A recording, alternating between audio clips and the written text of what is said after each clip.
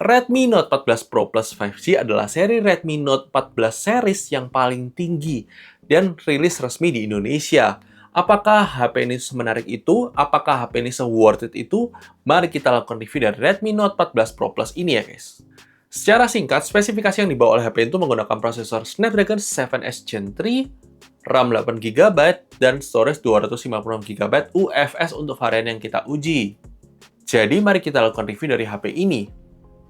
Aspek pertama yang akan kita bahas adalah sisi performance-nya. Prosesor Snapdragon 7S Gen 3 itu sudah sangat cukup banget buat penggunaan harian. Mau buat browsing, sosial media, mau buat game ringan, itu menurut kita masih aman-aman saja. Dan kita menemukan juga bahwa masih ada isu sedikit dari sisi kestabilan software, dari sisi starternya. Kadang-kadang kita masih menemukan starter ketika kita buka tutup aplikasi. Kita tidak tahu apakah karena kita menggunakan varian base model 8256 itu yang menyebabkan mungkin ada sedikit starter. Tapi mungkin kalau misalnya kalian punya pengalaman serupa, silahkan juga tulis di kolom komentar. Dan HP yang mendapatkan skor Antutu 699.000 sebenarnya tidak tergolong tinggi-tinggi banget untuk kelas harga 5 jutaan. Tergolong oke dan bagus di kelas harga 5 jutaan. Bukan yang paling kencang, tapi ya termasuk masih bagus lah guys untuk kelas harganya. Dan ini kita juga kalian bisa lihat skor Geekbench 6-nya. 3D Mark Wildlife Extreme Stress Test juga kalian bisa lihat skornya di layar kalian. Dan terakhir PC Mark juga kalian bisa lihat skornya di layar kalian. Lanjut kita bicara soal gaming, kita coba 7 game di sini. Ada game Mobile Legends, ini kebuka setting rata kanan dan dapat rata-rata di 115,9 fps karena ada sedikit throttling karena suhunya menghangat. Kemudian game PUBG Mobile kita pakai setting HDR Extreme di 59,8 fps. Kemudian game Call of Duty Mobile di setting high dengan refresh rate max itu dapat di 59,3 fps. Kemudian game Free Fire setting ultra refresh rate high 60 fps ya guys dapatnya. Kemudian game HOK Mobile setting ultra frame rate max dapat 119,5 fps. Kemudian setting FC Mobile ultra dengan very high di lock di 60 fps dapat di 55,3 fps. Kemudian game Genshin Impact setting lowest 60 fps dapat rata-ratanya di 46,8 fps karena throttling karena manajemen panasnya yang memang belum optimal. Kesimpulannya, untuk performance sebenarnya HP itu punya potensi yang bagus. Tapi manajemen panasnya itu masih nggak sebagus itu. Jadi mudah throttling, agak disayangkan sekali. Ini semoga di next generation-nya itu manajemen panasnya benar-benar diperbaikin supaya bisa stabil ya guys. Dan semoga Xiaomi mendengarkan feedback kita ini. Tapi secara performance sebenarnya ini potensinya bagus banget ya guys. Lanjut dari sisi kamera. Kualitas kamera sebenarnya sama seri Pro 5G-nya itu sensornya sama persis. Kita sudah bandingkan di unboxing kemarin. Kalau kalian belum lihat, silahkan lihat video unboxing kemarin. Dan secara sensor 200 megapiksel, sensor ultrawide 8 megapiksel, dan kamera depan 20 megapiksel, kualitasnya sebenarnya tidak terlalu beda jauh. Tapi, dynamic range kalau untuk perekaman video itu memang berasa ya guys. Seri Pro Plus itu lebih unggul karena dia punya dynamic range yang lebih bagus. Foto-foto yang ditangkap pun lebih oke. Karena, sekali lagi, karena image signal processing dari prosesor Snapdragon-nya itu memberikan kualitas gambar yang lebih better daripada Dimensity 7300 Ultra yang di Pro 5G-nya ya guys.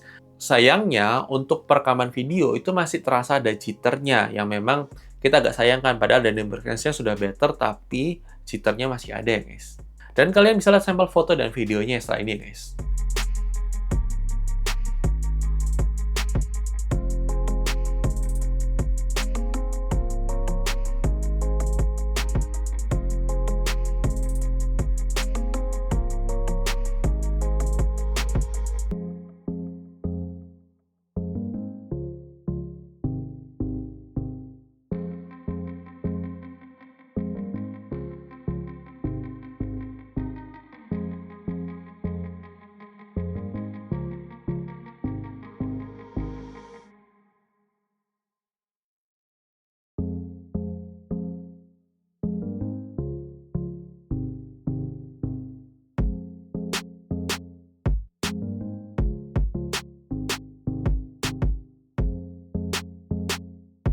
Oke guys, ini dia adalah sampel perekaman kamera depan dari Redmi Note 14 Pro Plus kalau kita gunakan buat perekaman video. Di sini kita bisa lihat untuk kualitas kamera depannya itu maksimal di 1080p 60 fps. Ya agak disayangkan banget untuk harga 5 juta ke atas, dia masih belum bisa 4K 30 minimal ya guys.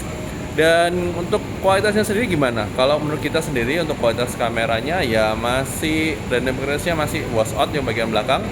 Ini dari terang ke gelap ya, kurang lebih seperti ini. Kita uji coba, ini sekali-kali kita coba dalam indoor ya. Indoor outdoor ini karena mallnya semi indoor outdoor jadi bisa kelihatan perbedaannya. Tapi gimana menurut kalian? Silahkan tulis di kolom komentar. Oke, sekedar gambaran tadi langitnya kurang lebih seperti itu ya guys. Jadi untuk kamera belakang sudah tidak perlu diragukan lagi. Untuk kamera belakangnya dia bisa dilihat untuk perekaman videonya kurang lebih seperti ini. Untuk kamera belakang bisa 4K 30 hanya di sensor utama. Kalau di sensor ultrawide dia maksimal 1080p 30 fps. Gimana menurut kalian untuk kestabilannya? Set, turun, set, naik. Ya, itu masih kurang stabil ya untuk perekaman videonya. Kurang lebih seperti ini, gimana mukanya? Oke, ini adalah sampel kamera ultrawide-nya kalau kita gunakan buat perekaman video. Kurang lebih seperti ini untuk kualitas kamera ultrawide-nya. Jadi gimana? Apakah sesuai ekspektasi kalian atau tidak? Ya, ini sensor sejuta umat sih. Mau dari HP murah, HP mahal, banyak pakai sensor Sony IMX355. 1080p 30 fps, tidak bisa switchable lens, ya agak disayangkan aja. Tapi gimana mungkin? Silahkan tulis di kolom komentar. Oke guys, ini dia adalah sampel perekaman kamera depan dari Redmi Note 14 Pro Plus kalau kita gunakan buat perekaman video. Noise-nya masih cukup berasa untuk HP 5 jutaan dan masih ada jitter juga, tight juga. Jadi ya kurang lebih seperti ini. Untuk kualitas videonya memang perlu improvement dari softwarenya ya, semoga jitternya dikurangin dan untuk kualitasnya bisa diimprove sedikit ya. Ini agak disayangkan aja sih. Tapi ya gimana menurut kalian? Silahkan tuh di kolom komentar. Oke, ini adalah sampel perekaman kamera belakangnya kalau kita gunakan buat perekaman video. Kalau dalam kondisi low light ya kurang lebih seperti ini guys. Jadi masih ada flare-flare-nya sedikit, tipis banget ya. Tapi ini wajar ya. Tapi untuk warnanya sih masih termasuk oke, lebih bagus. Dalam kondisi low light juga lebih bagus daripada kamera depannya. Tapi gimana menurut kalian? Silahkan tulis di kolom komentar. Oke, ini adalah sampel perekaman kamera ultrawide-nya kalau kita gunakan buat dalam kondisi low light ya. Secara kualitas memang akan terjadi penurunan yang lebih signifikan dibandingkan kamera utamanya. Tapi gimana mau kalian untuk kualitas kamera ultrawide-nya? Silahkan tulis di kolom komentar ya guys. Kemudian kita bicara soal layar. HP ini bukan layar AMOLED 1,5K, refresh rate 120Hz, perlindungan Corning Gorilla Glass Victus 2, kemudian bisa nonton YouTube 4K 60 HDR, Widevine L1 HDR untuk Netflix ya guys. Kemudian sektor speaker, HP ini bakal dual speaker dan Dolby Atmos, jadi suaranya termasuk bagus. Kalian bisa dengarkan sampel audio speakernya di video unboxing, bahkan kita compare dengan Pro 5C ya guys. Lanjut kita bicara soal baterai 5110 mAh-nya. Menurut kita ini masih termasuk cukup untuk penggunaan harian.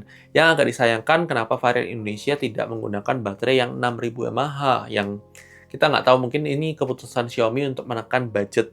Tapi kualitasnya sebenarnya lebih better daripada yang Pro 5G biasa ya guys. Untungnya, chargernya tidak disunat dan mendapatkan charger 120 watt, sehingga butuh waktu sekitar 45 menit untuk full charge ya guys. Lanjut dari sisi security sendiri, HP ini bakal on-screen fingerprint scanner dan juga sudah ada face unlock ya guys.